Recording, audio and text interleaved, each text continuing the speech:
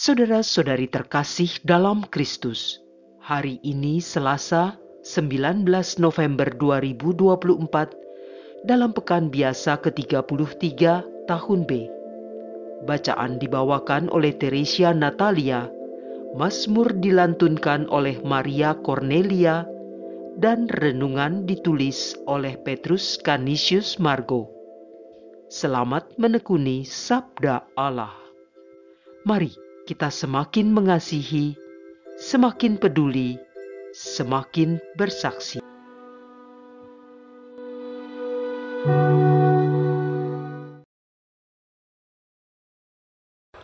Dalam nama Bapa dan Putera dan Roh Kudus. Amin. Terpujilah nama-Mu ya Tuhan, Allah segala langit dan bumi, Sang penyelenggara kehidupan. Ampunilah segala salah dan dosa, karena kami seringkali berbuat yang tidak berkenan kepadamu. Namun Tuhan, izinkan kami mengucapkan syukur pagi ini, Engkau memberi kami hari baru. Semoga Engkau menuntun langkah dan perbuatan kami hari ini, agar semakin membawa diri menuju pertobatan yang menyelamatkan. Amin. Bacaan dari Kitab Wahyu bab 3 ayat 1-6 dilanjutkan dengan ayat 14 sampai dengan 22.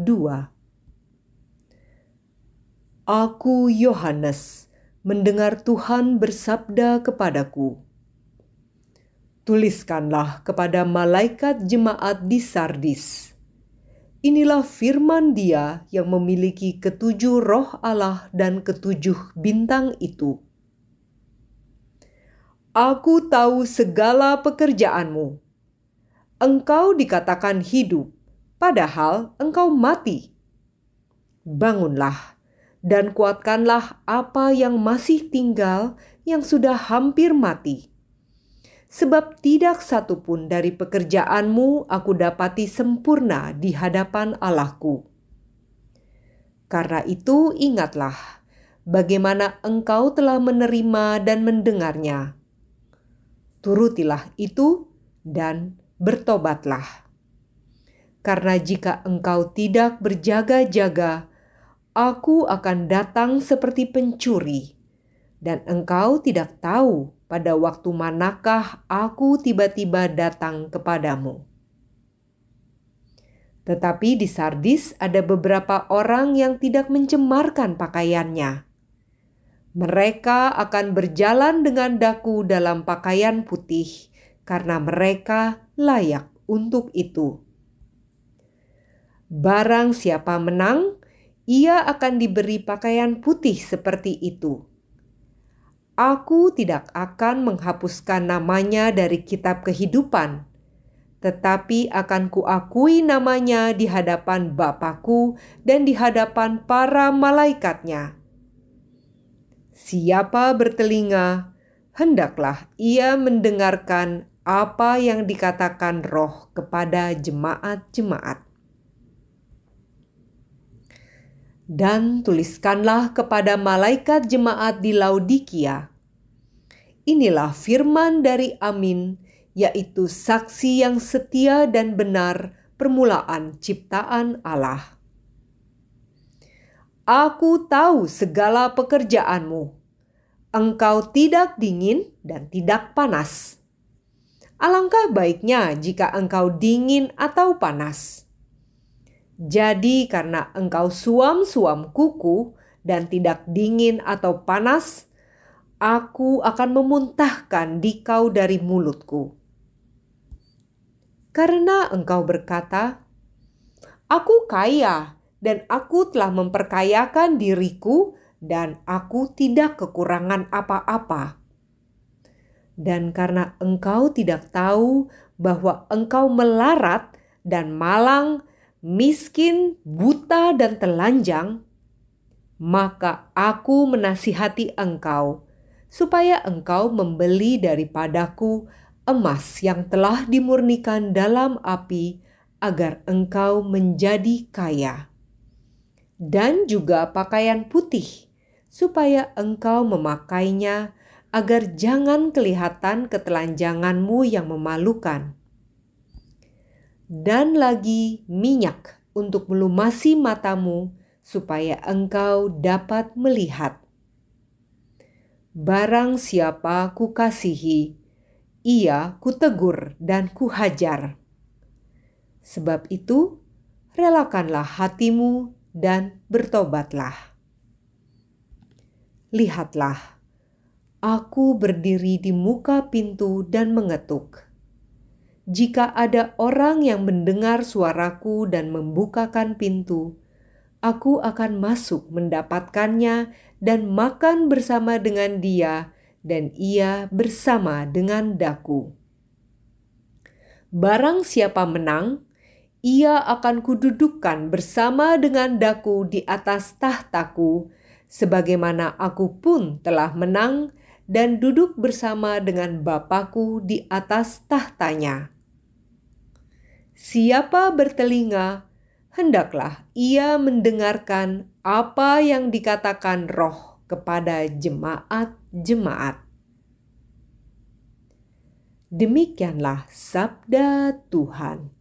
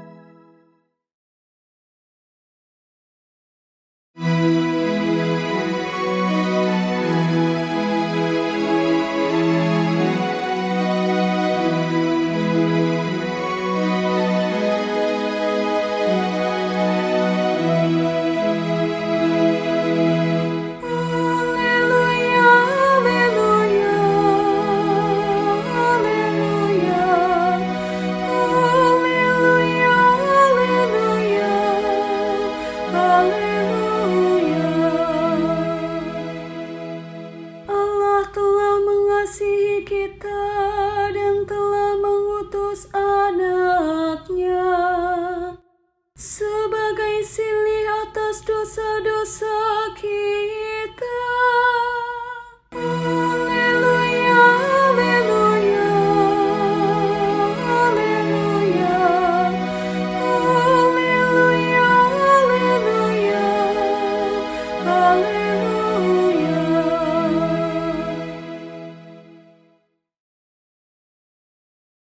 Inilah Injil suci menurut Lukas bab 19 ayat 1 sampai dengan 10. Yesus masuk ke kota Yeriko dan berjalan melintasi kota itu. Di situ ada seorang kepala pemungut cukai yang amat kaya bernama Zakeus. Ia berusaha melihat orang apakah Yesus itu, tetapi tidak berhasil karena orang banyak dan ia berbadan pendek. Maka berlarilah ia mendahului orang banyak, lalu memanjat pohon ara untuk melihat Yesus yang akan lewat di situ. Ketika Yesus sampai ke tempat itu, ia melihat ke atas dan berkata, "Zakeus, segeralah turun.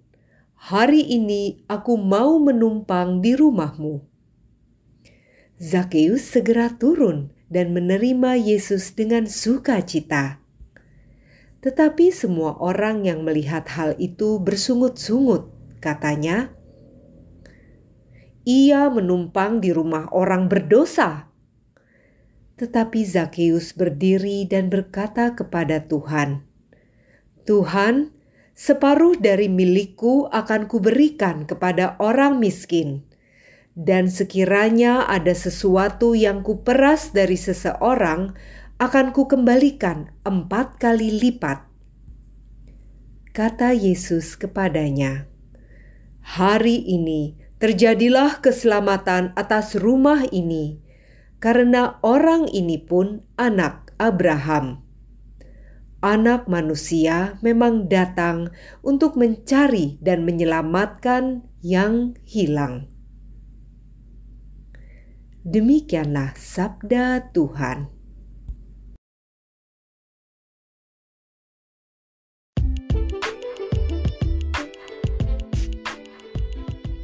Saksi dan peringatan orang hilang. Renungan dibawakan oleh Petrus Canisius Margo.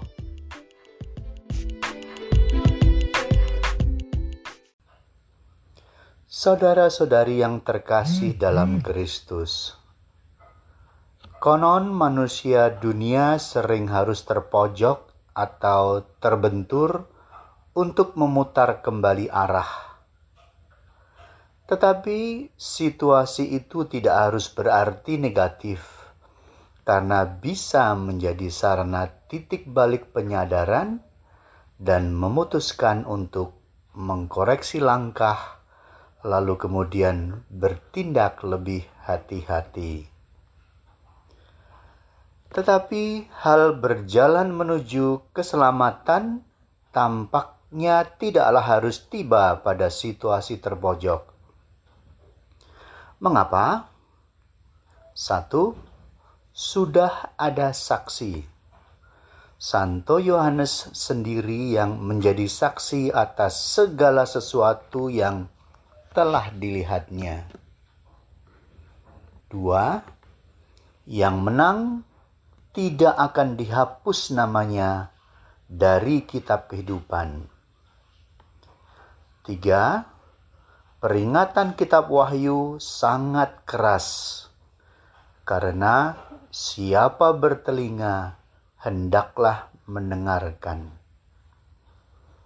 Yang mendengarkan dan menuruti sabdanya berbahagia. Ini bahkan sudah diberitakan oleh Nabi Yosua bab 1 ayat 8 dan ditulis juga dalam kitab Mazmur bab 1 ayat 1 sampai 3. Maka manusia hanya dan harus setia kepada Allah, karena Allah itu kasih dan setia. Mari menyimak syair lagu ini. Setialah kau selalu, setialah selama hidupmu. Ku beri di kau mahkota kehidupan, setialah kau selalu. Tetapi meski sudah taat dan setia, tidaklah otomatis jalan menuju keselamatan itu ringan-ringan dan baik-baik saja. Bukan. Karena manusia harus berusaha sekuat tenaga untuk mencapai pintu yang sempit itu. Manusia dunia menyatakannya dengan tidak ada hal baik yang mudah. Karena musuh dunia sejatinya adalah iblis yang punya kekuatan lebih dari manusia biasa. Maka menjadi mudah dipahami makna paradoks penderitaan, yaitu keselamatan melalui jalan derita. Setelah sampai di titik pemahaman ini, maka tugas manusia selanjutnya adalah bersandar pada kekuatan Allah dan biarkan Allah memampukan manusia menjadi kuat. Renungan hari ini dengan sangat cerdik ditautkan dengan bacaan Injil Lukas, di mana Yesus memang datang untuk mencari dan menyelamatkan yang hilang. Ketika manusia tidak tergerak untuk menyukai Taurat Tuhan, lalu siang dan malam merenungkannya, maka peringatannya menjadi sangat mudah dipahami, yaitu menuju kebinasaan. Anak manusia memang datang untuk mencari dan menyelamatkan yang hilang. Pertanyaan yang harus direnungkan dan ditanggapi adalah, dengan apakah manusia sanggup melihat keselamatan tanpa pertolongan dan belas kasih Allah? Marilah kita berdoa. Tuhan Allah yang berbelas kasih, Engkau memang hadir untuk mencari dan menyelamatkan yang hilang. Semoga aku mampu membuka hati untuk Engkau tinggal, sehingga makin mampu melihat jalan pertobatanku, serta membawa semakin banyak orang pada keselamatan. Terpujilah namamu kini dan sepanjang segala masa. Dalam nama Bapa dan Putera dan Roh Kudus. Amin.